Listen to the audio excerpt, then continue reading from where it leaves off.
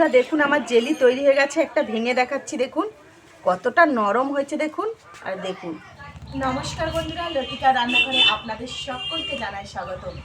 বন্ধুরা আজ আমি বাড়িতে বানাবো দুর্দান্ত স্বাদের গাজরের জেলি সন্দেশ। তো একদম সহজ পদ্ধতিতে আজকের এই রেসিপিটি বানাবো।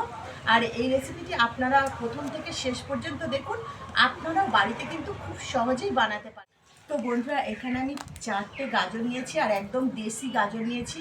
এই গাজর দিয়ে আজকের আমি জেলি সন্দেশটা বানাবো। তো প্রথমে আমি গাজরগুলো কেটে নেব, ভালো করে ছাড়িয়ে কেটে নেব।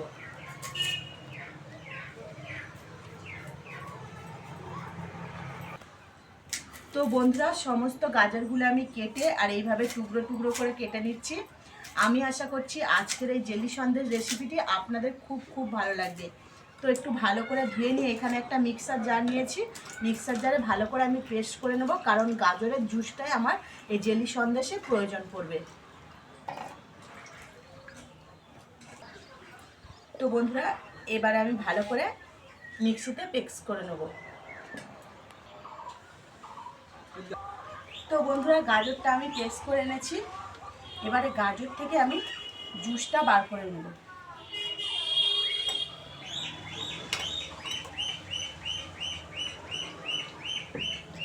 এভাবে নিগড়ে নিগড়ে বার করে নেব।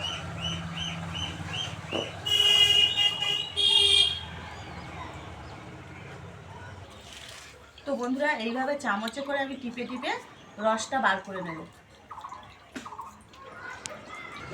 তো বন্ধুরা আমি সব রস খুব ভালো করে বার করে নিয়েছি। এটা আলাদা সাইডে রেখে দিচ্ছি, এটা আপনারা যে কোনো রেসিপিতে কাজে লাগাতে পারেন।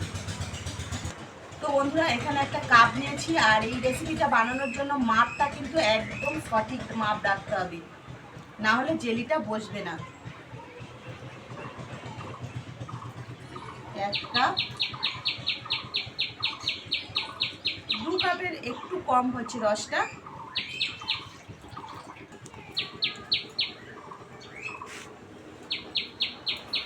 তো বন্ধুরা যেহেতু আমার রসটা 2 কাপ পূর্ণ হয়নি, 2 কাপের একটু কম ছিল, তাই জন্য আমি কিন্তু এখানে পুরো 1 কাপ ভর্তি করে কর্নফ্লাওয়ার নিইনি, এখানে 1 কাপের একটু কম কর্নফ্লাওয়ার নিয়েছি।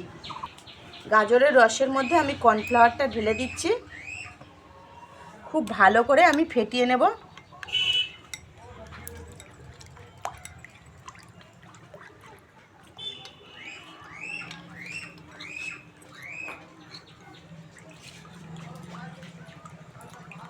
তো খুব ভালো করে ফেটিয়ে নিয়েছি, এটাকে এবার সাইডে রেখে দেব।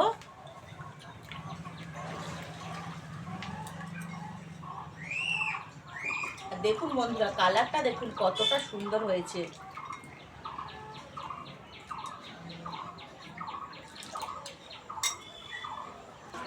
তো বন্ধুরা রেসিপিটা বানানোর জন্য আমি উনুন জ্বেলে কড়া বসিয়ে দিচ্ছি। জেলি সন্দেশ বানানোর জন্য আমি সেই একই কাপ মেপে 2 কাপের একটু কম চিনি দিয়ে দিচ্ছি।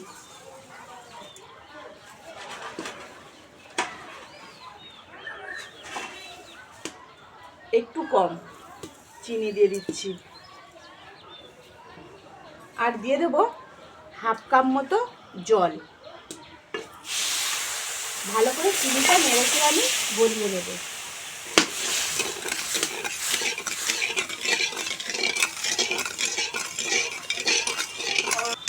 তো বন্ধুরা চিনির শিরাটা আমি নেড়ে চেড়ে কিন্তু চিনির শিরাটা তৈরি করে নিয়েছি, আর চিনির শিরাটা হয়ে গেছে দেখুন, হালকা তার সৃষ্টি হচ্ছে, আমার চিনির শিরাটা তৈরি হয়ে গেছে দেখুন। এবার আমি যে কর্নফ্লাওয়ার আর গাজরের রসটা একসঙ্গে ফেটিয়ে রেখেছিলাম সেটা আরও ভালো করে নেড়ে চেড়ে নিচ্ছি, কারণ কর্নফ্লাওয়ারটা তলাতে বসে গেছে। ভালো করে নেড়ে চেড়ে নিচ্ছি এইভাবে। আর এই জুসটা এবারে দিয়ে দিচ্ছি আমি চিনির রসের মধ্যে, আর অনবরত এইভাবে নাড়তে হবে, কিন্তু এইভাবে নেড়ে যেতে হবে।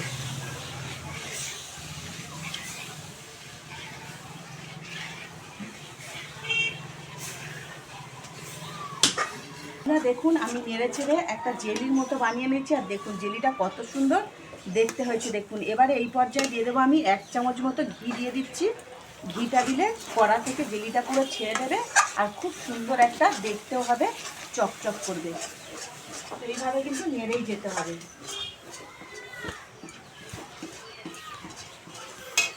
আর বন্ধুরা এই পর্যায়ে দিয়ে দিচ্ছি আমি কিছু চাল মগজ, ভালো করে জেলির সঙ্গে নেড়ে নেবো চাল মগজগুলো। দেখুন কতটা সুন্দর হয়েছে, দেখুন একবার জেলিটা। তো বন্ধুরা আমার জেলি কিন্তু দেখুন একদম তৈরি হয়ে গেছে, আর কতটা সুন্দর হয়েছে দেখুন।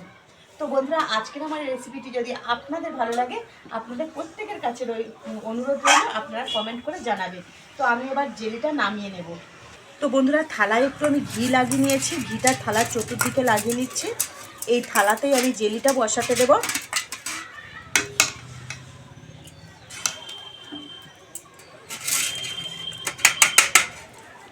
কতটা সুন্দর হয়েছে দেখুন, খুন্তি থেকে ছাড়ছে না।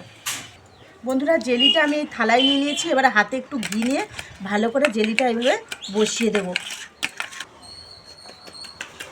এইভাবে গরম গরম কিন্তু হাতে করে এইভাবে ভালো করে পেস্ট করে জেলিটা বসিয়ে দিতে হবে। এইভাবে পেস্ট করে বসিয়ে দিয়ে আমি 1 ঘন্টা রেখে দেবো। 1 ঘন্টা পর একেবারে জেলিটা খুব ভালোভাবে বসে যাবে।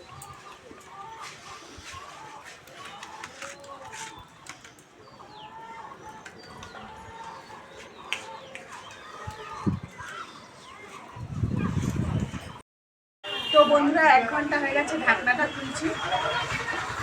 আর দেখুন জেলিটা কত সুন্দর বসে গেছে, উল্টাচ্ছি পড়ছে না।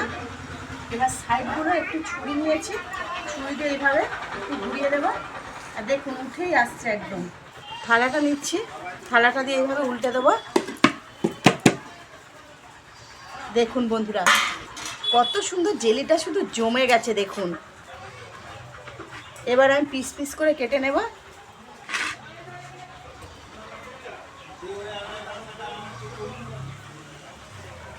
এইভাবে পিস পিস করে আমি কেটে নিচ্ছি। আর জেলিটা দেখতেই পাচ্ছেন আপনারা কত সুন্দর হয়েছে একদম। দেখুন ফ্রিজে না দিয়ে কিন্তু জেলিটা আপনারা বাড়িতে খুব সহজেই বানাতে পারবেন। দেখুন বন্ধুরা কতটা সুন্দর জেলিটা হয়েছে দেখুন, একদম নরম তুলতুলে আর কত সুন্দর বসেছে দেখুন, অসাধারণ হয়েছে দেখুন বন্ধুরা। তো বন্ধুরা দেখুন আমার জেলি তৈরি হয়ে গেছে, একটা ভেঙে দেখাচ্ছি দেখুন কতটা নরম হয়েছে দেখুন। আর দেখুন একদম দেখুন কতটা সুন্দর হয়েছে। আপনারা কিন্তু বাড়িতে খুব সহজে এইভাবে জেলি বানাতে পারবেন।